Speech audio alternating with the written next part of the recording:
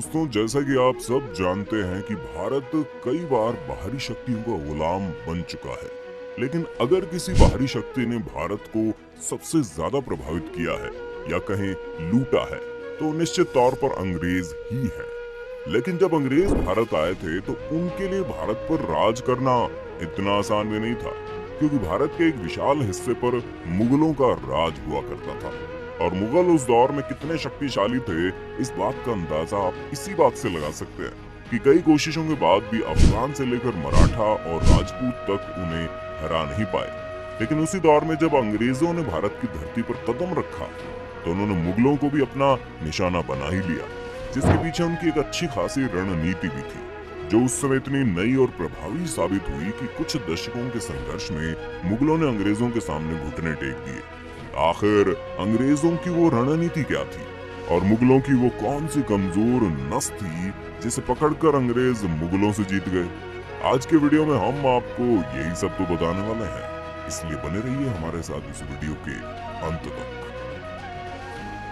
ये वक्त था 16वीं सदी के आखिरी साल का, और उस वक्त भारत इतना संपन्न था कि दुनिया का उत्पादन का लगभग 1/4 हिस्सा तो भारत से ही पैदा होता था। और कहीं न कहीं ये कारण था कि पूरी दुनिया भारत को बड़े गौर से देख रही थी। उस वक्त ही भारत को सोने की चिड़िया भी कहा जाता था। उस वक्त दिल्ली के तख्त पर अकबर महान का शासन हुआ करता था, और कहा यह भी जाता था कि अकबर अपने दौर में सबसे दौलतमंद बादशाह हुआ करते थे।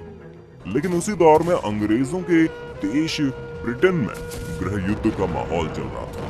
महारानी एलिजाबेथ प्रथम के शासन के दौरान ब्रिटेन की मुख्य इकोनॉमी कृषि पर ही निर्भर करती थी। लेकिन युद्ध और बर्बादी के दौरान इस वक्त ब्रिटेन दुनिया के उत्पादन का कुल 3 से 4% उत्पादन कर पा रहा था। उसी दौर में पुर्तगाल और स्पेन ब्रिटेन को पावर स्ट्रगल में काफी पीछे छूट चुके थे, और माहौल ये था कि ब्रिटेन के लुटेरे नाविक पुर्तगाली जहाज को लूटकर किसी तरह अपना काम चलाकर खुश हो जाया करते थे।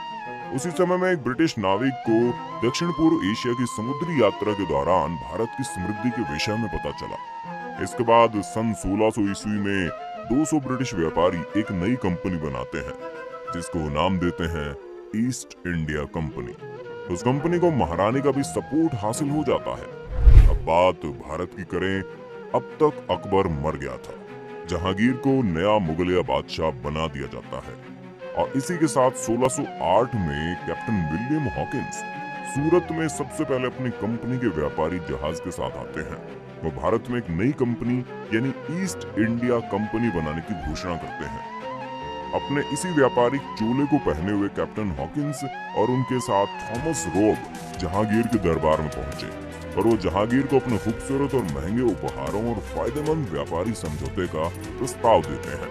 लेकिन उस वक्त डच और पुर्तगालियों के दबाव के कारण जहांगीर पहले तो ये प्रस्ताव ठुकरा देते हैं, लेकिन अंग्रेज लगातार इसमें कुछ और बेहतर डील जोड़ते हुए बादशाह को लगातार प्रस्ताव भेजते रहते हैं। और एक वक्त बाद जहांगीर अपने व्यापार करने की रॉयल परमिशन दे देते हैं। सूरत, मुंबई, पटना, मद्रास जैसी जगहों पर इसके बाद अंग्रेज अपनी फैक्ट्रियां स्थापित करने में व्यस्त हो जाते हैं। इन फैक्ट्रियों ने लगभग सबको आकर्षित करना शुरू कर दिया था। कई भारतीय व्यापारियों ने भी इन फैक्ट्रियों से जुड़ना शुरू कर दिया। अपने व्यापार को फैलता हुआ देखकर अंग्रेजों का लालच और बढ़ जाता है, और वो सत्ता को हथियाने के लिए मुगलों के खिलाफ 1686 में एक जंग छेड़ देते हैं, जिसमें उन्हें मुगलों से करारी हार का सामना करना पड़ता है। और शायद यही हार थी कि अंग्रेजों का दिमाग खुल गया।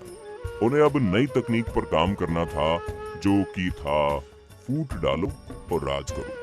इस युद्ध के बाद उन्होंने औरंगजेब से माफी मांगी और आगे ऐसी कोई हरकत न करने का वायदा भी किया।